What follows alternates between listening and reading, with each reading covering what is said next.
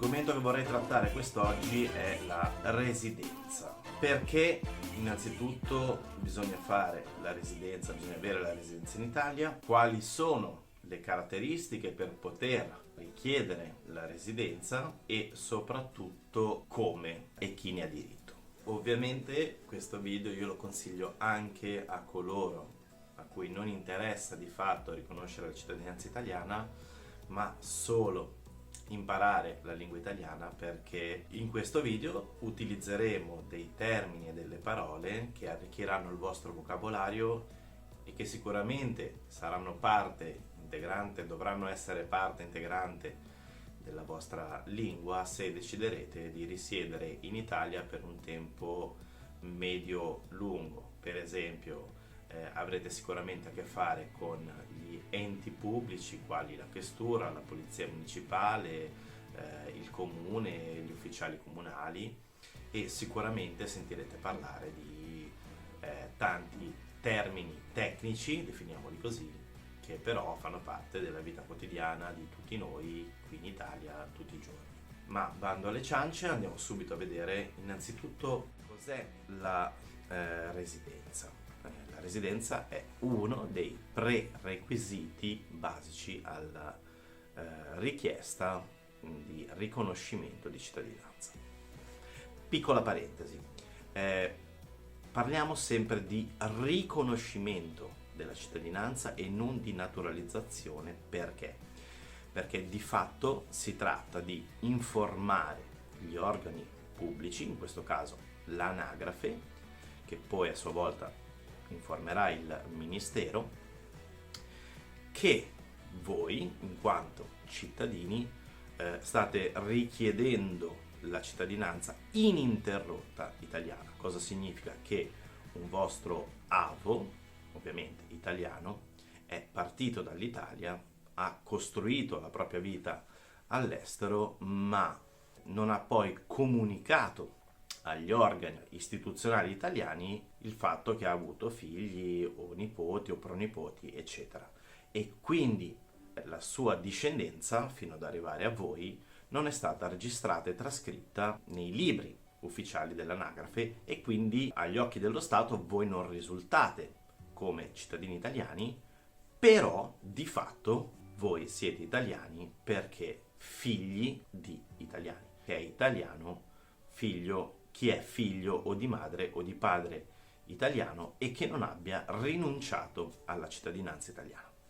Allora andiamo a definire dei concetti, 3 in particolare, e sono dimora, domicilio e residenza. La dimora è un locale dove una persona può decidere di risiedere per un tempo non definito, ma non permanente e definitivo.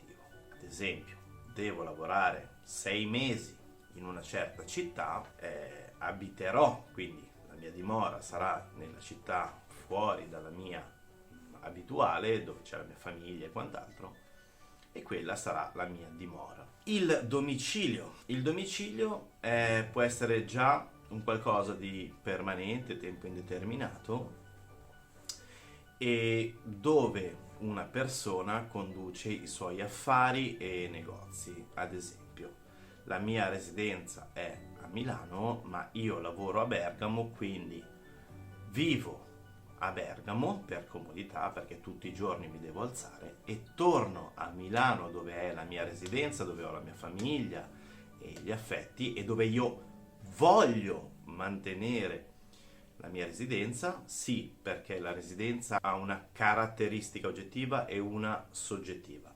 Quella soggettiva è la volontà di risiedere in un certo luogo.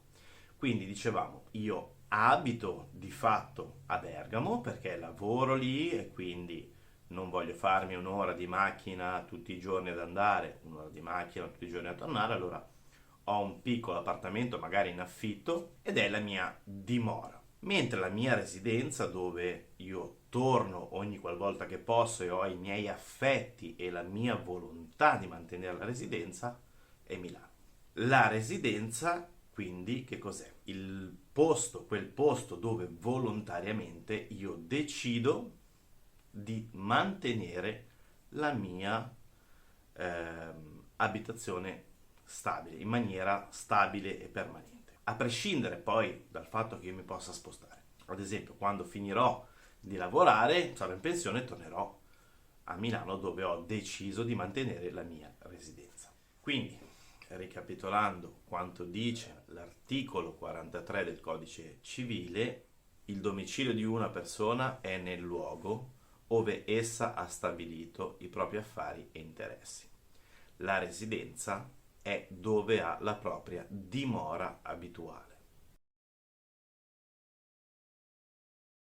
Perché la residenza diventa un prerequisito fondamentale. Come tutti voi potete immaginare, all'interno di uno Stato le competenze vengono divise nei vari organi, ma anche sui vari territori. Se un cittadino, una persona è residente all'estero, questa competenza viene affidata al consolato o all'ambasciata del territorio competente. Se invece un cittadino è residente sul suolo italiano, il riconoscimento della cittadinanza è affidato agli ufficiali dell'anagrafe del comune in cui esso risiede. Questo per avere un servizio più efficiente, altrimenti un organo solo in un unico posto sarebbe sicuramente sovraccaricato di richieste e non riuscirebbe in alcun modo a farvi fede.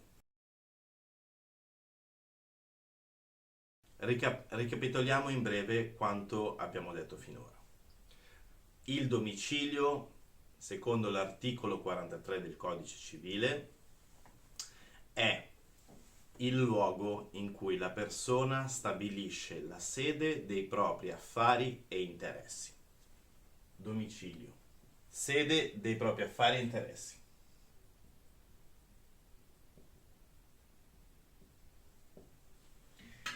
La residenza è invece il luogo dove decide di mantenere la propria dimora stabile.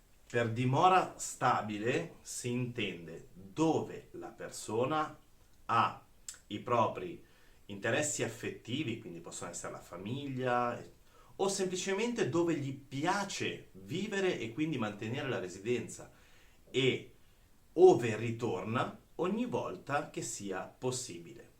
Esempio, lavoro a Roma, quindi ho il mio domicilio a Roma, perché per comodità, lavorando a Roma, devo stare lì vicino, ma ho la mia residenza a Milano, ad esempio ho la mia casa a Milano e vi torno nel fine settimana per vedere la mia famiglia o gli amici, o semplicemente perché mi piace e il sabato e la domenica voglio girare in giro per Milano, ok?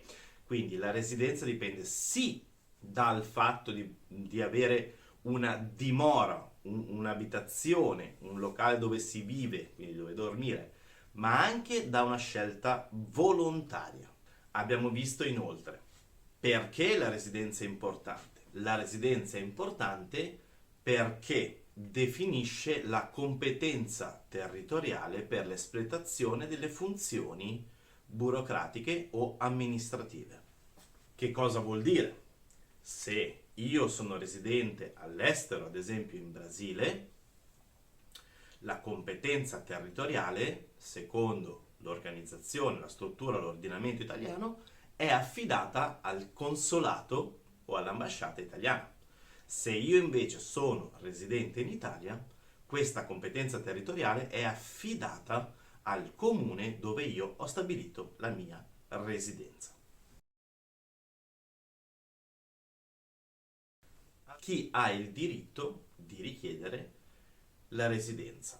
Ha il diritto di richiedere la residenza qualsiasi cittadino italiano, ovviamente presente sul territorio, che decide di stabilirsi in un certo posto. Ad esempio, io in questo momento sono a Milano e voglio andare a Como, ho il diritto di chiedere al comune di Como la residenza. Ha il medesimo diritto di chiedere la residenza qualsiasi cittadino straniero provvisto di documenti regolari per il soggiorno in Italia, ad esempio un visto o un permesso di soggiorno. Ha, nell'unico caso, ha ammesso per legge il diritto di chiedere la residenza in Italia, il cittadino straniero è entrato come turista in Italia, ma che ha intenzione di richiedere il riconoscimento ius sanguinis della cittadinanza ininterrotta italiana. Questa è l'unica eccezione per poter chiedere la residenza non avendo o la cittadinanza o un permesso di soggiorno o un visto. Quali sono dunque i requisiti per poter recarsi in comune e chiedere l'iscrizione nel registro dei residenti? Sono 5 e li ho riportati qui sulla lavagna. Il primo: bisogna avere la discendenza italiana.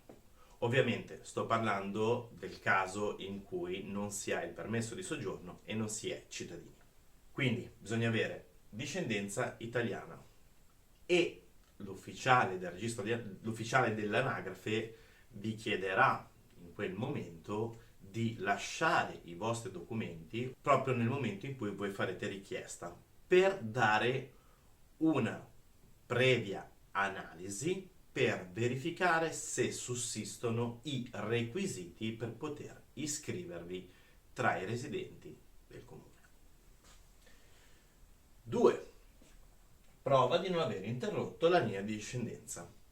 3. Una dimora idonea. Che cosa vuol dire? Quando voi andrete a richiedere la vostra residenza nel comune, dovrete dichiarare l'indirizzo di residenza e il tipo di abitazione o dimora in cui state abitando. Secondo la legge italiana, questo edificio, questo immobile deve avere alcune caratteristiche. Ad esempio, non può essere un hotel, non può essere un Airbnb o non può essere un contratto di affitto per un tempo di breve durata. Perché? Perché, come abbiamo detto, la residenza è la decisione volontaria di stabilire la propria dimora permanente. Quindi, se io arrivo con un contratto di Airbnb in un certo posto, che è per natura qualcosa di estremamente temporaneo, la domanda non può nemmeno essere accettata. Quindi quali sono i contratti che si possono utilizzare? 1. Essere proprietari di un immobile, ovviamente. Opzione 2. Avere un contratto di affitto regolare, standard, ovvero 4 anni più 4 anni. Se avete dei dubbi su questo tipo di contratto di affitto, scrivete, fate delle domande qui sotto e faremo un video appositamente per questo argomento. Comunque, per parlarne brevemente, ci sono diverse tipologie di contratti di affitto in Italia che sono legali, ad esempio 2 anni più 2 anni, ovvero contratto di 2 anni che può essere rinnovato per altri 2, 4 più 4 che è standard. Esiste il contratto di affitto per uso foresteria che è per un tempo ridotto e questo assolutamente non va bene, in genere è utilizzato per appunto turismo o per avere una dimora per lavoro fuori da dove si ha la residenza abituale. E poi contratti ad esempio come quelli di Airbnb che arrivano fino a un mese o poco più e anche questi non vanno bene.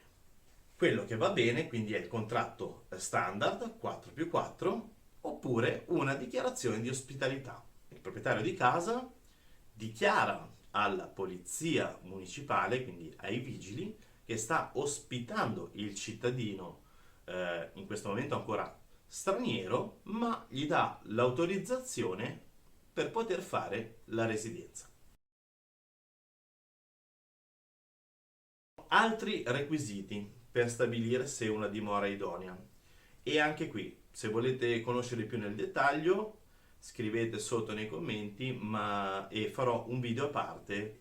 C'è una legge che stabilisce, ad esempio, il minimo dei metri quadri che sono necessarie ad una persona per vivere in un appartamento. E questi sono 20 metri quadri per una persona e altri aggiuntivi 15 metri quadri per ogni persona successiva. Che cosa vuol dire?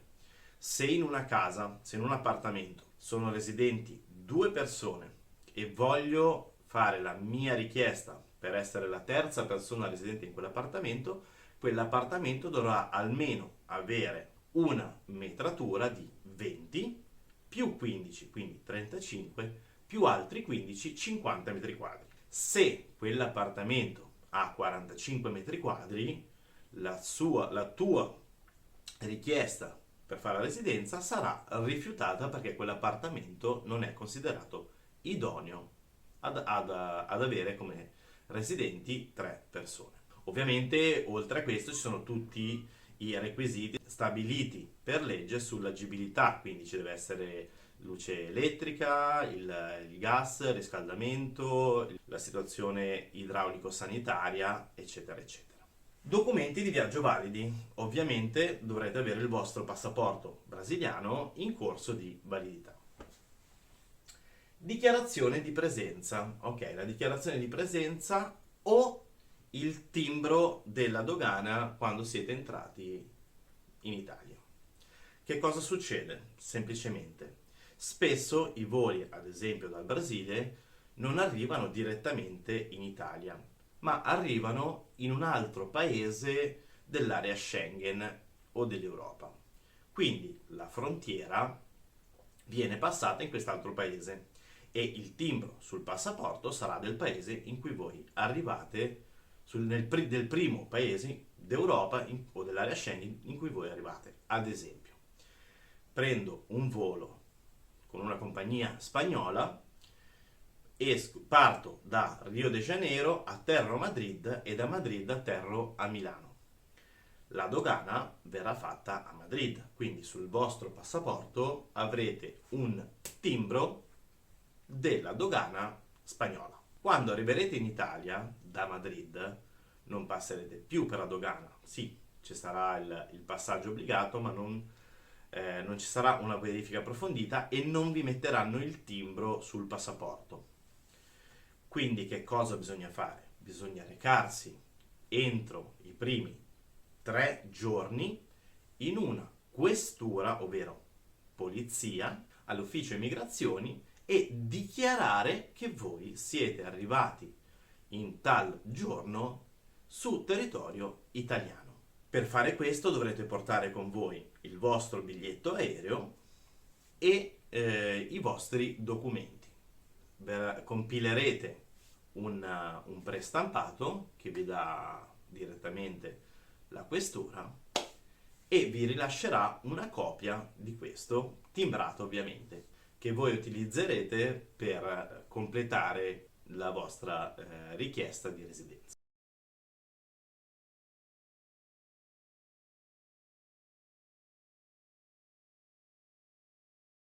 Per quanto riguarda questo primo video sulla residenza, credo che sia tutto. Spero di essere stato abbastanza chiaro.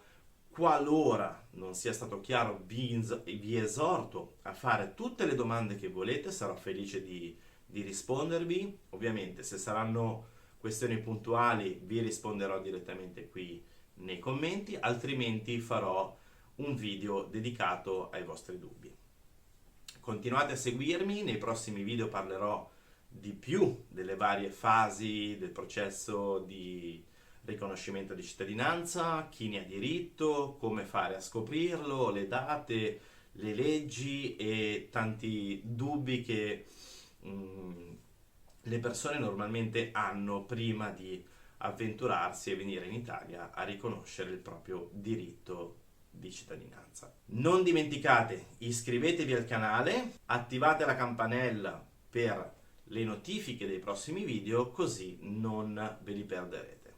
A presto, ciao da Diego.